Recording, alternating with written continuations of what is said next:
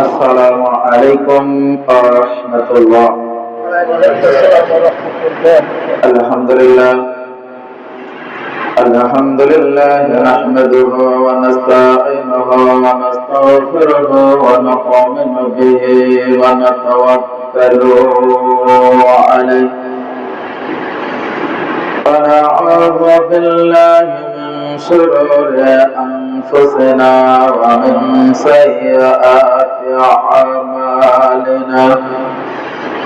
من يهده الله فلا مضل له ومن يضلله فلا هادي له. ونشهد أن لا إله إلا الله وحده لا شريك له. ونشهد أن سيدنا وحبيبنا ونرشدنا مولانا محمدا عبده ورسوله الذي أرسله بالحق بشيرا ونذيرا وداعيا إلى الله بإذنه وسراجا منيرا. فقد قال الله تعالى في جل شأنه في كلامه المجيد والفرقانه الحميد. সকলে আমার সাথে বলুন আউযু বিল্লাহি মিনাশ শাইতানির রাজীম। বিসমিল্লাহির রহমানির রহিম। ورفعنا لك ذكرك إن الله وملائكته يصلون على النبي يا أيها الذين آمنوا صلوا عليه وسلموا تسليما. اللهم صل على سيدنا مولانا محمد وعلى آله سيدنا مولانا محمد. اللهم صل على سيدنا مولانا محمد وعلى آله سيدنا مولانا আশিকেরা বৈশা কান্দা কেমন যাব মদিনায়। আউলিয়ারা চোখ বুজিলে নূর নবীকে দেখতে পায়। আল্লাহুম্মা على سيدنا مولانا محمد وعلى آله سيدنا مولانا محمد بشر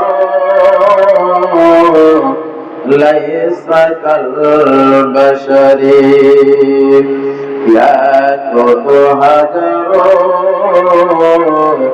ليس كالحجر الحجر اللهم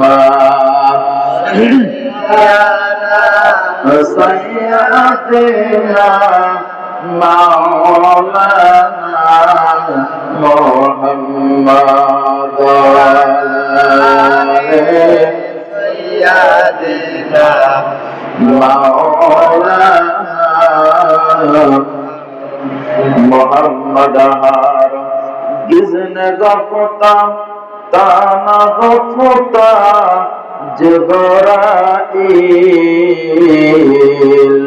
جبرائيل هار جزن غفتا تانا غفتا رب زليل اللهم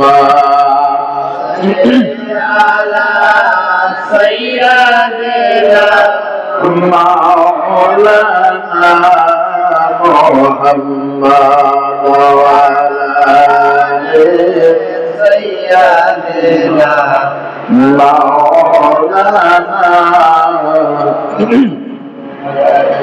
আলহামদুলিল্লাহ সমস্ত প্রশংসা সেই মহান তাবারক তাআলার জন্য যে রব্বুল আলামিন আমাদেরকে ভালোবেসে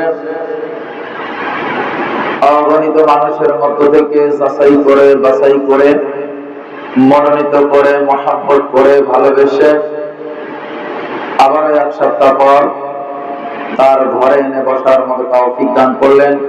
সে আল্লাহ পাকের শুকরিয়া আদায় করি, সকলে বলি আলহামদুলিল্লাহ। দ্বিতীয়ত সেই মহান রাসূল যার অনুসরণে এবং অনুকরণে দুনিয়াতে শান্তি এবং আখিরাতে মুক্তি, সেই নবী পাকের উপর দরুদ ও সালাম সকলে বলি সাল্লাল্লাহু আলাইহি ওয়াসাল্লাম। আল্লাহর বান্দারা, আপনাদের সামনে পবিত্র কুরআনুল কারীমের ছোট্ট একটি আয়াত তেলাওয়াত করেছি। এই আয়াতের উপরে সামান্যতম সময় কিছু কথা বলবো ইনশাআল্লাহ। আল্লাহর বান্দারা, আল্লাহ রাব্বুল আলামিন নবীকে আল্লাহ রাব্বুল আলামিন যেই মাসে দুনিয়াতে পদার্পণ করা, যেই মাসে দুনিয়াতে পাঠিয়ে দেন, সেই মাস আমাদের সামনে, ঠিক কিনা বলেন? 12 রবিউল আউয়াল সুবহে সাদিকের সময় ওনার দুনিয়াতে পদার্পণ করেছিলেন। সেই মাস এমন একটি ফজিলতের মাস, রবিউল আউয়াল মাস ফজিলতের মাস। কারণ দুনিয়াতে যত ফজিলত রয়েছে আমাদের নবীকে নিয়ে, ঠিক কিনা বলেন? আর সেই নবীর ব্যাপারে আল্লাহ রাব্বুল আলামিন কুরআনুল কারীমের মধ্যে বলেছে ওয়ারাফা'না লাকা যিকরা। হে হাবিব, হে বন্ধু, আমি আপনার ইজ্জতকে, সম্মানকে আমি আল্লাহ তাআলা বুলন্দ করে দিলাম। জয় বলি সুবহানাল্লাহ। আল্লাহর বান্দারা, সেই নবীর জীবন ইতিহাস সম্পর্কে আমি ওই মাসেই আলোচনা করব প্রত্যেকটা জমায়। আজকে সেই নবীর যে মর্যাদা, আল্লাহ রাব্বুল আলামিন তার ইজ্জত সম্মান বাড়িয়ে দিয়েছেন, এ ব্যাপারে কিতাব থেকে দু চারটি কথা বলবো ইনশাআল্লাহ। আল্লাহর বান্দারা, আমরা অনেকে আছি আমাদের নবীকে ছোট মনে করি, অনেকে আছি আমাদের নবীকে সাধারণ মানুষের মতো মনে করি, অনেকে আছি আমরা নবীকে বড় ভাইয়ের মতো মনে করি, অনেকে আছি আমরা নবীকে সাধারণ মানুষের মতো মনে করি, অনেকে আছি আমরা নবীকে মাটির মানুষ হিসাবে মনে করি। কিন্তু আমাদের নবী এই সাধারণ মানুষের চাইতে, বড় ভাইয়ের চাইতে এবং মাটির মানুষ যারা আমরা, তাদের চাইতে অনেক ঊর্ধ্বের মানুষ, ঠিক কিনা বলে? সেই নবী সম্পর্কে দু চারটি কথা বলবো। আল্লাহ রাব্বুল আলামিনের নবী, আল্লাহ রাব্বুল আলামিন তার ইজ্জত সম্মান কেমনে বাড়িয়ে দিয়েছেন। সেই নবীর হাতের বদলতে, সেই নবীর থুতু মুবারকের বদলতে, সেই নবীর চাউনির বদলতে আল্লাহ রাব্বুল আলামিন কত ইজ্জত সম্মান দিয়েছিলেন। এ ব্যাপারে দু চারটি কথা বলবো। আল্লাহর বান্দারা, আমরা জানি যেই নবীকে আমরা যদি সাধারণ মনে করি, তাহলে আমাদের সাধারণ মানুষের ভুল হয় কি হয় না? সাধারণ মানুষের কিন্তু অগাধ ভুল হয়। আমাদের শরীরে মশা মাছি বসে না বসে না? আমাদের তো অনেক সময় আছে রাত্রিবেলাতে শুইলে মশার কারণে ফ্যান এদিকে চালাইতে হয়, মশারি টানাইতে হয়, কয়েলও লাগাইতে হয়, তারপরেও মশা কিন্তু আমাদের ছেড়ে দেয়। যদি একটু ফাঁস পা আমাদেরকে আক্রমণ শুরু করে দেয়। আর যেই নবীর চেহারা মোবারকে, দেহ মোবারকে, শরীর মোবারকে মশা এবং মাছি বসা সম্পূর্ণ আল্লাহ রাব্বুল আলামিন হারাম করে দিয়েছিলেন। জয় বলি সুবহানাল্লাহ। তাহলে এতেই বোঝা যায় যে আমার নবীর ইজ্জত কোথায়। এজন্যই কবি ডাক দিয়ে বলছে, মুহাম্মাদু বাশারু লাইসা কাল বাশারি। মুহাম্মদ রাসূলুল্লাহ সাল্লাল্লাহু আলাইহি ওয়াসাল্লাম একজন মানুষ, কিন্তু সাধারণ কোন মানুষের মতো মানুষ নয়। জয় বলি সুবহানাল্লাহ। ইয়াকুতু হাজারু লাইসা কাল হাজার। তিন রাস্তার নিচ দিয়ে বহুত পাথর পড়ে থাকে, সেই পাথর আর ইয়াকুত পাথর এক হবে? ওটাও পাথর এটাও পাথর, নাম এক, কিন্তু মান মর্যাদা ইজ্জত সম্মান সম্পূর্ণটাই আলাদা। ঠিক কিনা বলেন? সেই নবীর শান, সেই নবী হাত দিলে অনেক বরকত হয়ে যাইত। জোরে বলি সুবহানাল্লাহ। আল্লাহর বান্দা তাফসীরের মধ্যে একটি হাদিস থেকে একটি কোট করে এনেছেন। আল্লাহর নবী পরীক্ষা খনন করতেছেন সকল সাহাবীদেরকে নিয়ে। পরীক্ষা খনন করতে গিয়ে একজন সাহাবী জাবের রাদিয়াল্লাহু তাআলা আনহু দেখতে পারলেন যে সকল মানুষগুলো পরীক্ষা খনন করতে করতে মাটি সরাতে সরাতে, পাথর সরাতে সরাতে একেবারে অস্থির হয়ে গেছে। মনে হচ্ছে যেন সকলেই ক্ষুধার্ত। তার মধ্যে সবচেয়ে মায়া লাগছে রাসূলের উপর। জোরে বলি সুবহানাল্লাহ। কারণ সাহাবীরা নবীর একটু 19-20 দেখলেই তাদের মাথা গরম হয়ে যাইত যে আমার নবী কেন এত কষ্ট করবে। এবার আল্লাহ রাব্বুল আলামিনের বান্দা নবীর সাহাবী জাবের রাদিয়াল্লাহু তাআলা নিজেও খনন করতেছেন, সাথে সাথে নিজের কষ্টকে কষ্ট মনে করতেছেন না, কিন্তু নবীর চেহারা মোবারক দিয়ে দানা দানা নূর চমকাচ্ছে যেই ঘামগুলো, এটা দেখে জাবের রাদিয়াল্লাহু তাআলা সহ্য করতে পারলেন না। জোরে বলি সুবহানাল্লাহ। আল্লাহর বান্দারা, এবার জাবের রাদিয়াল্লাহু তাআলা যখন সহ্য করতে পারলেন না, সঙ্গে সঙ্গে বাড়ির দিকে রওনা দিলেন। আল্লাহর নবীর সাহাবীদের বাড়িতে তেমন কোনো খাবার থাকতেন না। চিন্তা থাকতো খাবার আছে কিনা, এই চিন্তায় যখন পড়ে গেলেন, রাস্তা দিয়ে হাঁটেন আর চিন্তা করেন যে আমার নবী কষ্ট করে আমার কলিজায় সহ্য হয় না। এবার আল্লাহর নবীর সাহাবী এক পা দুপা করে বাড়ির দিকে চলে গেলেন। জাবের রাদিয়াল্লাহু তাআলা আনহুর স্ত্রীকে ডাক দিয়ে বললেন, প্রাণের স্ত্রী গো, বাড়ির মধ্যে কোনো খাবার আছে কিনা, ঘরের মধ্যে কোনো খাবার আছে কিনা।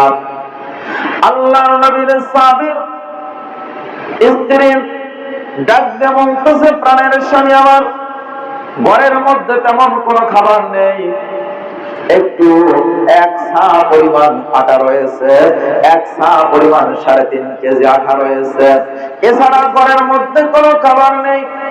কিন্তু আল্লাহর বান্দারা কিতাবের মধ্যে আসছে ঘরের মধ্যে বেশি খাবার রেখে চিন্তা করা একটা একটা বোকামি। এজন্য ঘরের মধ্যে যখন খাবার থাকবে, বেশি খাবার থাকলে চিন্তা তেমন করা যাবে না, বোকামির পরিচয় দেওয়া যাবে না। আল্লাহর নবীর সাহাবী জাবের রাদিয়াল্লাহু তাআলা আনহু এবার প্রাণের স্ত্রীকে বলতেছে, প্রাণের স্ত্রীগণ, যদি তুমি একটু কষ্ট করেন ওই 3.5 কেজি আটাকে হালুয়া বানাইয়া অথবা রুটি বানাইয়া যদি দিতে পারো, আমার নবী পরীক্ষা খনন করতে গিয়ে এতই কষ্ট হচ্ছে গো স্ত্রী, আমি সামনে যখন আমার নবীর চেহারা মোবারক দিয়ে ঘাম গুলো দানা দানা গুলো দেখতে পারলাম, আমার কলিজায় বড় কষ্ট লেগে গেল। আল্লাহর নবীর সাহাবী জাবের রাদিয়াল্লাহু তাআলা আনহু যখন এই কথাটা বলে ফেললেন, স্ত্রী ডাক দিয়ে বলতেছে, আমার প্রাণের স্বামী গো, আমার ঘরেতে 3.5 কেজি আটা রয়েছে, এই 3.5 কেজি আটা দিয়ে আমি হালুয়া বানাবো না, আমি রুটি বানায়া দিচ্ছি। আর আমার বাড়িতে একটা ছোট্ট ছাগলের বাচ্চা আছে, এই ছাগলটা জবে করে দাও, ভুনা ভুনা করে গোশত আমার নবী পছন্দ করে, আমার নবীর জন্য ভুনা গোশত বানিয়ে দিব। আল্লাহর নবীর সাহাবী প্রাণের স্বামী গো, তাড়াতাড়ি করুন, নবীর কষ্টের কথা শুনে আমার কলিজায় সহ্য হচ্ছে না। আমার প্রাণের স্বামী, তবে শুনে রাখেন, যেই পরিমাণ গোশত হবে, যেই পরিমাণ রুটি হবে, পরীক্ষা খনন করতে গিয়ে যতগুলো সাহাবী রয়েছে সকলের হবে না। ও প্রাণের স্বামী আমার, নবীকে গিয়ে আস্তে করে কানে মুখে বলে দিও যে আমার এই পরিমাণ রুটি হবে, এই পরিমাণ গোশত হবে, আপনার সকল সাহাবীর জন্য হবে না। ইয়া রাসূলুল্লাহ, ইয়া হাবিবাল্লাহ, আপনার যেটা করা দরকার সেটা করেন, যেই কয়েকজন দাওয়াত নেওয়া দরকার সেই কয়েকজন আমার বাড়ির জন্য দাওয়াত নিয়ে নেন। এই কথাটা নবীর কানে মুখে বলে দাও, আপনার মুখ দিয়ে নবীর কানে কানে বলে দাও। এই কথাটা শুনে জাবের রাদিয়াল্লাহু তাআলা চিন্তা করলেন, কথাটা তো বাস্তব। পরীক্ষা খনন করতেছে, যতগুলো সাহাবী, এতগুলো সাহাবীর গোশতগুলো হবে না, রুটিগুলো হবে না। আল্লাহর নবীর সাহাবীর স্ত্রী যখন এই কথাটা বলে দিলেন, সঙ্গে সঙ্গে দৌড় দিয়ে পরীক্ষা খননের কাছে গিয়ে বলতেছে, ইয়া রাসূলুল্লাহ, ইয়া হাবিবাল্লাহ, হুজুর আপনার কাছে আস্তে করে একটি কথা বলবো। আমার বাড়িতে অল্প কিছু রুটির ব্যবস্থা রয়েছে, অল্প একটু গোশতের ব্যবস্থা রয়েছে। ইয়া রাসূলুল্লাহ, আপনি সহ আপনি কয়েকজন সাহাবী নিয়ে আপনি তাড়াতাড়ি আমার বাড়িতে একটু দাওয়াত নিয়ে নেন।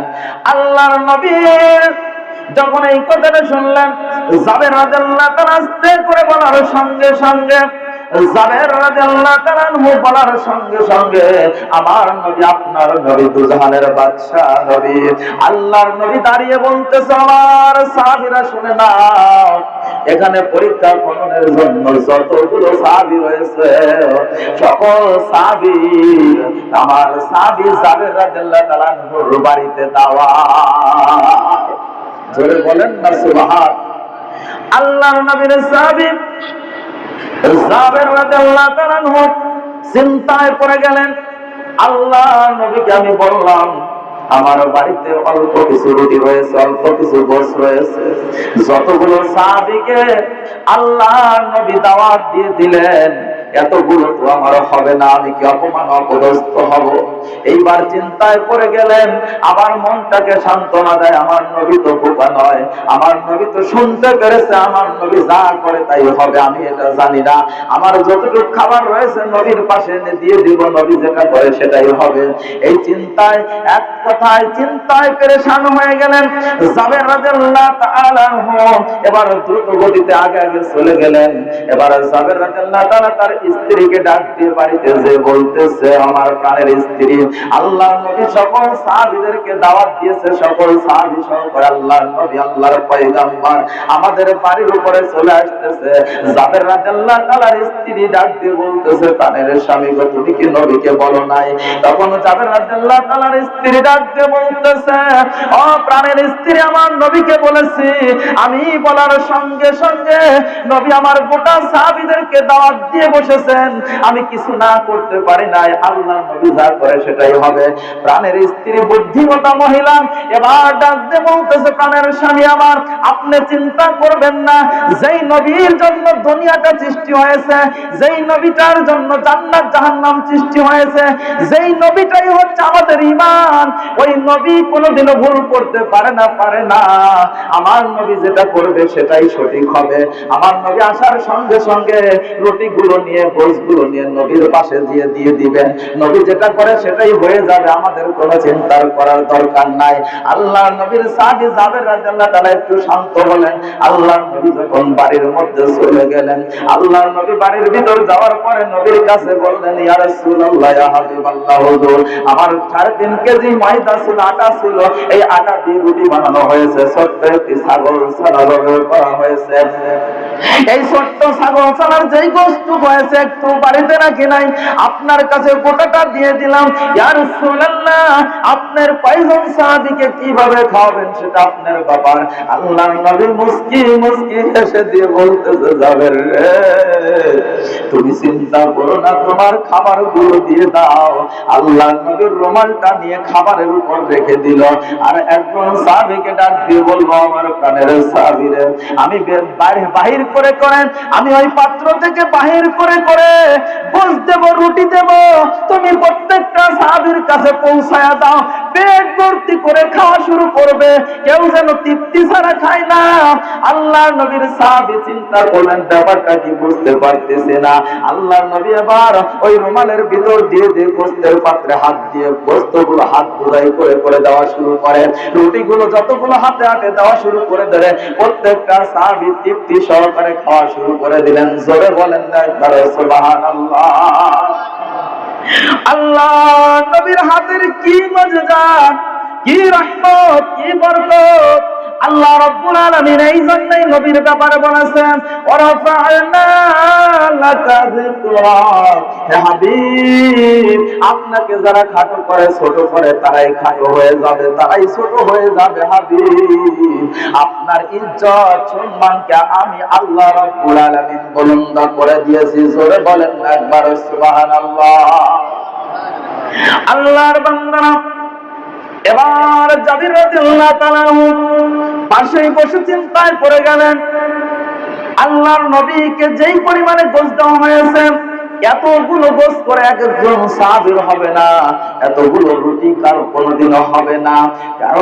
কারণটা কি বুঝতে পারে না, চিন্তায় পড়ে আছে, বসে পাশেই বসে আছে। এইবার যতগুলো সাহাবী ছিল প্রত্যেকটা সাহাবীকে তৃপ্তি সহকারে রুটি খাওয়াইলেন, গোশ খাওয়াইলেন। আল্লাহর নবী নিজেও তৃপ্তি সহকারে গোশ খাইলেন, রুটি খাইলেন। এবার রুমালটা সরা দিয়ে জাবের রাদিয়াল্লাহু তাআলা আনহুকে বলতেছে, আমার সাহাবী জাবের, তুমি যেই গোশ দিয়েছিলেন ওই গোশগুলো নিয়ে যাও, ওই গোশগুলো নিয়ে তোমার আহাল পরিবারকে তৃপ্তি সহকারে খাওয়ায়া দাও। কিতাবের মধ্যে আসছে জাবের রাদিয়াল্লাহু তাআলা আনহু বলেন, আমার নবীকে যেই পরিমাণে গোশ আমি তার হাতে তুলে দিয়েছিলাম, যেই পরিমাণ রুটিটা তুলে দিয়েছিলাম, আমার পাত্র থেকে, আমার রুটির পাত্র থেকে, গোশের পাত্র থেকে 1 কিঞ্চিত পরিমাণও কমে নাই। জোরে বলি সুবহানাল্লাহ। 1 কিঞ্চিত পরিমাণে গোশ কমে নাই, একটি রুটিও কমে নাই, অথচ তৃপ্তি সহকারে খাবার হয়ে গেছে। জোরে বলি সুবহানাল্লাহ। তাইলে এই নবী কি আমাদের মতো বলে? এই নবী আমাদের মতো হতে পারে না। আল্লাহর বান্দারা, এই নবী আমাদের মতো হতে পারে না। যারাই বলে আমাদের মতো, এদের চাইতে বোকা আর জগতে নাই। ঠিক কিনা বলে? অনেকেই বলেন নবী আমাদের বড় ভাই। নাউজুবিল্লাহ বলবেন না? বড় ভাইয়ের মতো যদি হয়, আল্লাহ কোরআনে বলছে, তোমাদের স্ত্রীগণ, তোমাদের নবীর স্ত্রীগণ তোমাদের মা, তোমাদের আম্মা, আর আমরা বলতেছি ভাই। কেউ যদি এরকম বলে যে আমাদের আম্মার স্বামী আমাদের ভাই হয়, সে কি বোকা না সচেতন? কোরআন হাদিসের তো জ্ঞানের দরকার নাই, এমনি তো বোঝা যায়। এই জন্য আমাদের নবীকে ছোট করা দেখার মতো ব্যবস্থা কারো নাই। আল্লাহ যদি ইজ্জত বাড়ায় দেয়, কেউ কারো ইজ্জত নষ্ট করা সম্ভব? কথা বলেন। আল্লাহ যদি ইজ্জত কমায় দেয়, কেউ ধরে রাখতে পারবে? কথা বলেন। রাখা সম্ভব? আল্লাহর বান্দারা, এজন্য ইজ্জত দেওয়ার মালিক কে? আমার নবীর অনুসরণ। এর আগে আমি বলেছি, আমার নবীর অনুসরণ, অনুকরণ ছাড়া ইসলামের শরিয়াতের বিধি বিধান ছাড়া কারো ইজ্জত সম্মান আকাশচুম্বী হতে পারে না, ঠিক কিনা বলেন? আকাশচুম্বী যদি কোনো কারণে হয়ে যায়, ওটাকে নাস্তে নাবুদ করেন কে? আল্লাহ বলেছেন অতুইজ্জু মান তাশা ওয়া তুজিল্লু মান তাশা বিয়াদিকাল খায়র, ঠিক কিনা বলেন? আল্লাহ যাকে ইচ্ছে আকাশচুম্বী ইজ্জত সম্মান দিতে পারেন, আর যাকে ইচ্ছে একেবারে নাস্তে নাবুদ করে অপমান অপদস্থ করে লাঞ্ছিত অপমানিত করে দিতে পারেন, ঠিক কিনা বলেন? এজন্য আল্লাহর বান্দারা আমরা ইসলামের শরিয়াতের বিধিবিধান বাদ দিয়ে, নবীকে বাদ দিয়ে যদি কেউ ইজ্জতের চিন্তা করি, কেউ যদি বড় হওয়ার চিন্তা চেতনা করতে পারি, এটা বোকামি ছাড়া আর কিছুই নয়। আমি আজ কয়েকটা জুম্মা ধরে বলতেছি, উদাহরণ দিতে গিয়ে অনেক নেতার কথা চলে আসতেছে, ঠিক কিনা বলেন? অনেক নেতার কথা চলে আসতেছে। এই যে গত কয়েকদিন পূর্বে এক নেতা বললেন, এই নেতার কি ইজ্জত সম্মান আল্লাহ কম দিয়েছিলেন? কালা মানিক, নাম শোনেন নাই? কালা মানিক, ওনার বাংলার জমিন থেকে পালিয়ে যাইতে চাইছিলেন, মনে খবর দেখেন নাই? পালিয়ে যাইতে চাইলেন, টাকাগুলো নিয়ে যখন বর্ডার অতিক্রম করতেছিলেন, আল্লাহ তাআলা বাংলার জমিনের মানুষদেরকে দিয়ে সাইজ করা লাগে নাই, যে এত নষ্ট মানুষকে, এত অপ্রয়োজনীয় মানুষকে, এত ভাইরাস জাতীয় মানুষকে বাংলার জমিনের মুসলমানদেরকে দিয়ে মার খাওয়া, আমার মুসলমানদের হাত নষ্ট করতে চাই না, ঠিক কিনা বলেন? এমন মার দিলেন যে কলার পাতায় শোয়ায় রাখলেন, ঠিক কিনা বলেন? যেই মানুষগুলো তাদের পাহারা দিতে শুরু করেছিল, যেই মানুষগুলো তাদের দেহরক্ষী ছিল, সেই মানুষগুলো এত হেফাজতের মাধ্যমে তাকে নিয়ে আসতে যাচ্ছে, তারপরেও তাকে সাধারণ মানুষের কিল আর ঘুষি থেকে রক্ষা করাইতে দিতে পারে নাই। পুলিশের উপর দিয়ে দিয়ে ঘুষি মারে। ও মনে করে, আমার মনে হয়, এটা আমি বাস্তবে পাইলে আমারও মনে হয় হয়তো হাত অথবা স্যান্ডেল উঠত, ঠিক কিনা বলেন? আমার মনে হলো যে এরা যেভাবে টপকে টপকে ঘুষি দিতে যাচ্ছে আর মারতে যাচ্ছে, তাতে মনে হয় হজ করতে গিয়ে হাজী সাহেবেরা যে পাথর নিক্ষেপ করেন, পাথর নিক্ষেপ করতে মনে করেন যে আমাদের সওয়াব হবে না গুনাহ হবে? পাথর নিক্ষেপ করলে যেরকম সওয়াবের আশায় মানুষগুলো পেরেশান হয়ে যায় পাথর নিক্ষেপ করার জন্য, আমার মনে হইলো এই শয়তানকে মানুষকে একটা ঘুষি দিলে মনে করতেছে আমার একটা সওয়াব হবে, ঠিক কিনা বলে? তাইলে আল্লাহ তাআলা যদি ইজ্জত লুটায়া নেন, কারো ইজ্জত কেউ ধরে রাখতে পারবে? সম্ভব নয়। এজন্য আল্লাহর বান্দারা ইজ্জত দেওয়ার মালিক কে? সেই আল্লাহ যদি ইজ্জত দেয়, কেউ সেই ইজ্জত থেকে ছড়াইয়া দিতে পারে না। আল্লাহর বান্দারা যেই আলেম ওলামাদেরকে, যেই পীর মাশায়েখদের ব্যাপারে অনেক মন্তব্য করা হয়েছিল, তাদের উপর স্টিম রোলার চালিয়ে দেওয়া হয়েছিল, কিন্তু ওই আলেম ওলামাদের যখন উপরে নির্যাতন স্টিম রোলার চালিয়ে দেওয়া হয়েছিল, এই আলেমদের ব্যাপারে শতকরা 95 জন মানুষ বাজে মন্তব্য করেন নাই, ঠিক কিনা বলেন? যারা একটু, যাদের ইমানের দুর্বলতা ছিল, যাদের ইমানের দুর্বলতার কারণে ওই আলেম ওলামাদের বিরুদ্ধে কিছু কথা বলেছিল সাধারণ পর্যায়ের মানুষ, ঠিক কিনা বলে? আর সকলেই জানতো যেটা ভুয়া সাজানো নাটক দিয়ে আলেমদেরকে বেইজ্জতি করা হচ্ছে, ঠিক কিনা বলে? এজন্য আল্লাহর বান্দারা ইজ্জত দেওয়ার মালিক আমার আল্লাহ তাআলা। এজন্য আল্লাহর বান্দারা আল্লাহ রাব্বুল আলামিনের নবী ইজ্জত সম্মান আমাদেরকে বুলন্দ করতেই হবে, ঠিক কিনা বলেন? আল্লাহর নবীর ইজ্জত সম্মান বুলন্দ করলে, ইসলামের শরিয়াতের মোতাবেক যদি জীবন গঠন করা যায়, তাহলে আমাদেরও ইজ্জত বাড়বে না কমবে? ইজ্জত বেড়ে যাবে। আল্লাহর বান্দারা আরো ঘটনা আসছে, আল্লাহর নবী কোন এক সময়, কোন একটা মুহূর্তে যুদ্ধের দামামা বেজে উঠলো। যুদ্ধের দামামা যখন বেজে উঠলো, এই সময় প্রচন্ড পরিমাণে শীত, প্রচন্ড পরিমাণে শীত। এই শীতের মধ্যে যখন যুদ্ধের দামামা বেজে উঠলো, মুসলমানরা তৈরি হলো, কিন্তু মুসলমান এবং যারা কাফের যুদ্ধের ময়দানে যাবে, সকলেই শীতের মধ্যে কাতর হয়ে গেল। তাফসিরে জালালাইনের মধ্যে এই ঘটনাটা আসছে। তাফসিরে জালালাইনের 7 নম্বর খণ্ডের মধ্যে আসছে। এতই শীত, শীতের কারণে কেউ তাঁবুর বাইরে যাইতে সাহস পাচ্ছে না। এবার আল্লাহর নবী ডাক দিয়ে বলতেছেন যুদ্ধের ময়দানে তাঁবুর ভিতর থেকে, বলতেছে আমার সাহাবীরা কে আছো, কোন সাহসী মানুষ আছো, কোন সাহসী সাহাবী আছো যে আমাদের যারা শত্রু, আমাদের যারা বিরোধী দল, তাদের একটু খোঁজ খবর নিয়ে আমার কানে পৌঁছাইতে পারবে, কে আছো? কেউ কোনো সাড়া দেন না। মানে শীতে এত কাতর হয়ে যাচ্ছে, কেউ বাহিরে যায় সাহস পাচ্ছে না। এবার আবার ডাক দিয়ে বললেন, এবার ডাক দিয়ে বলতেছে আমার সাহাবী তোমরা কে আছো, কাফেরদের খবরটা একটু আমার কানে পৌঁছাইতে পারবে, এরকম কে আছো? কেউ কোনো সাড়া দেন না। আল্লাহর নবী কি করলেন? নামাজে দাঁড়াই গেলেন। নামাজে দাঁড়িয়ে 2 রাকাত নফল নামাজ পড়ার পরে আবার ডাক দিয়ে বলতেছেন কে আছো? আমি ওই কাফেরদের একটু সংবাদ শুনতে চাচ্ছি, ওরা কোন হালতে আছে, কি অবস্থা, আমাদের ব্যাপারে কি মন্তব্য করতেছে, এটা কে একটু সংবাদটা পৌঁছাইতে পারো? যদি কেউ পারো তার জন্য আমি ওয়াদা দিলাম, তার জন্য কাল কিয়ামতের ময়দানে জান্নাতের ব্যবস্থা করা হবে। জোরে বলি সুবহান। এবার তারপরেও কেউ বাহির হয় না, রাজি হয় না। এবার আল্লাহর নবী এবার ডাক দিয়ে বলতেছে হুযায়ফা তুমি কি আছো? এবার হুযায়ফা রাদিয়াল্লাহু তাআলা আনহু দাঁড়িয়ে গেলেন, ইয়া রাসূলুল্লাহ, লাব্বাইক ইয়া রাসূলুল্লাহ, আমি হাজির।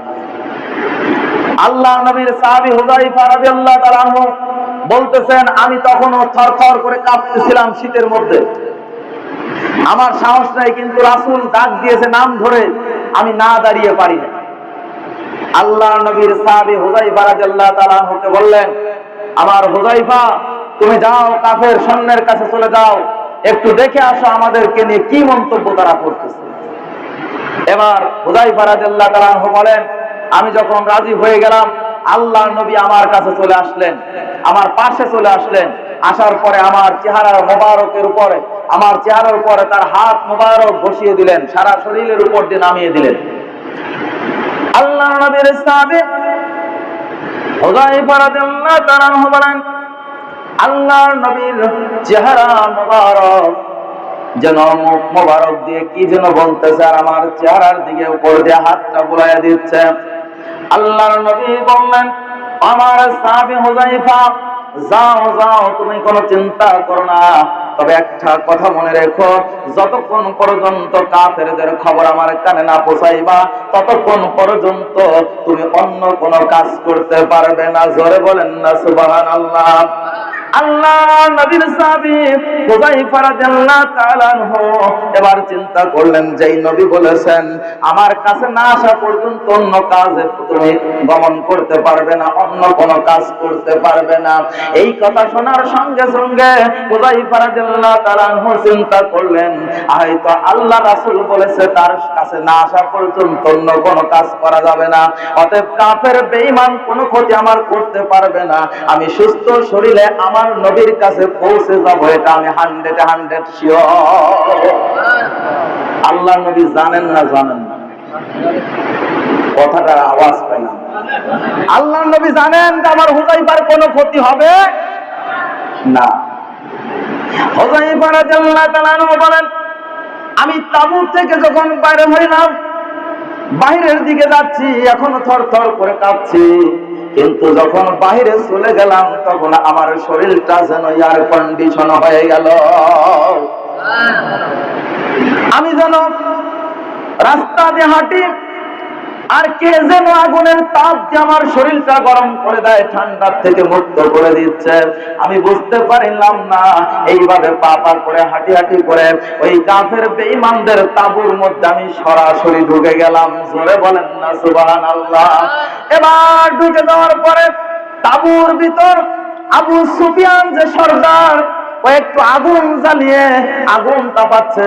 আমি চিন্তা করলাম আবু সুফিয়ানকে আগে কেল্লা ফতে করে দেব, দুনিয়ায় থেকে বিদায় করে দিব। আমি তীরটা তখন, ধনুকটা যখন রেডি করলাম, তখন আমার স্মরণ হয়ে গেল আল্লাহর নবী বলেছে, হুযায়ফা, আমার কাছে সংবাদ না পৌঁছানো পর্যন্ত কোনো কাজে তুমি হাত দিবে না। অতএব আমি কি করলাম, তীরটা আবার গুছায় ফেললাম, আবু সুফিয়ানকে এই তীর নিক্ষেপ করার থেকে বিরত থাকলাম। আমি ওদের মতোই ভ্যাস ধরে ওদের কাছে বসে পড়লাম। এবার সুফিয়ান কিছুক্ষণ পরে আগুন তাপিয়ে এবার সকল মানুষদেরকে জাগৃত করে দিলেন, সকল কাফেরদেরকে জাগৃত করে দিয়ে একটা মিটিং এর ব্যবস্থা করতেছে। সুফিয়ান ডাক দিয়ে বলতেছে, ও আমার সৈন্যরা, তোমরা শুনে নাও, তোমরা যেহেতু শীতের কারণে প্রচন্ড পরিমাণে কুয়াশার ভাব হয়েছে, দেখা যাচ্ছে না, অন্ধকার, একজন আরেকজনকে দেখা যাচ্ছে না। অতএব মুসলমানদের মধ্যে কেউ যদি আসতে পারে, আমাদের মানে এই সম্মেলনটা, আমাদের এই মিটিংটা শুনে যেতে পারে। অতএব একজন পিছন থেকে আগের জনকে জিজ্ঞাসা করেন, আপনি কে, আপনি কে, এইরকম ভাবে পরিচয় নেওয়া শুরু করেন, তারপরে আমি মিটিং শুরু করে দেব। আল্লাহর নবীর সাহাবী হুযায়ফা রাদিয়াল্লাহু তাআলা চিন্তা করলেন, আমি তো ধরা খেয়ে যাব। এবার পিছনের লোকটা বলার আগে আল্লাহর নবীর সাহাবী হুযায়ফা রাদিয়াল্লাহু তাআলা সামনের লোককে বলতেছে, তুমি কে? জোরে বলেন না সুবহানাল্লাহ। উনি উনার তথ্য নিলেন, কিন্তু হুযায়ফা রাদিয়াল্লাহু তাআলা আনহুর তথ্য দিলেন না। পিছনের লোক বুঝলেন এটা আমারই মনে হয় লোক, যেহেতু বলার লিডার বলার সঙ্গে সঙ্গে কাজ করেছে, অতএব আমাদের লোক। এই কথা বলেন আবু সুফিয়ান ওই মিটিং এর মধ্যে যা বললেন সব কিছু শুনে আসলেন। হুযায়ফা রাদিয়াল্লাহু তাআলা আনহু যখন শুনে আল্লাহর নবীর ওই তাঁবুর দিকে রওনা দিলেন, হুযায়ফা রাদিয়াল্লাহু তাআলা আনহু বলেন, আমার নবী এমন ভাবে আমার চেহারা দিয়ে তার হাত মোবারকটা ঘষিয়ে দিয়েছে, এখনো পর্যন্ত আমার শরীরের গরম এখনো যায় না। এবার তাঁবুর দিকে চলে আসলাম। আসার পরে আমার নবীকে ডাক দিয়ে বললাম, ইয়া রাসূলুল্লাহ, ইয়া হাবিবাল্লাহ, হুজুর আপনার সাথে আমার একটা কথা আছে। আল্লাহর নবী মুস্কি মুস্কি হাসিয়ে দিয়ে বলে, ও হুযায়ফা, তুমি যা বলবে আমি সব জেনেছি। আবু হুযায়ফা, তুমি বলতে চাচ্ছ তুমি এত তীব্র শীতের মধ্যে কেন গরমের আভাস পেলা? ও আমার সাহাবী হুযায়ফা, এটা আর কোনো কারণ মুজিজা নয়, এটা আমি আমার আল্লাহ রাব্বুল আলামিনের দেওয়া আমার হাত মোবারক তোমার চেহারায় ঘষে দেওয়ার সঙ্গে সঙ্গে তোমার চেহারাটা থেকে শীত দূরে চলে গিয়েছে। কারণ আল্লাহ রাব্বুল আলামিন এই কারণেই বলেছেন, ওয়ারাফা'না লাকা যিকরাক। হে হাবিব, আপনি চিন্তা করবেন না, চিন্তা করবেন না, আমি আপনার ইজ্জত এবং সম্মানকে আমি আল্লাহ তাআলা বুলন্দ করে দিয়েছি। সুবহানাল্লাহ। আল্লাহর বান্দারা, এই জন্য এবার ঘটনাটা বলে দিলেন, কাফেরদের অবস্থা হাল হালাত আল্লাহ নবীর কাছে বলে দিলেন। হুযায়ফা রাদিয়াল্লাহু তাআলা এই যুদ্ধে আল্লাহ নবীর সাহাবীদেরকে নিয়ে আল্লাহ রাব্বুল আলামিন নবীকে বিজয় দান করে দিলেন। জোরে বলি সুবহান।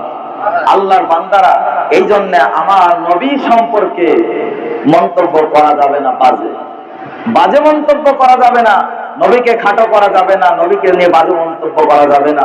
এজন্য আল্লাহ নবীর জন্মের মাস আমরা যে কয়েকটা সপ্তাহ পাবো, আল্লাহ নবীর শান এবং মান নিয়ে আমরা আলোচনা করব ইনশাআল্লাহ। আল্লাহ পাক যেন আমাদের সেই নবীর অনুসরণ এবং অনুকরণ করে প্রকৃত মুসলমান হয়ে আল্লাহর বন্ধু হিসাবে আমাদেরকে কবুল করে নেন। সকলে বলি আল্লাহুম্মা আমিন।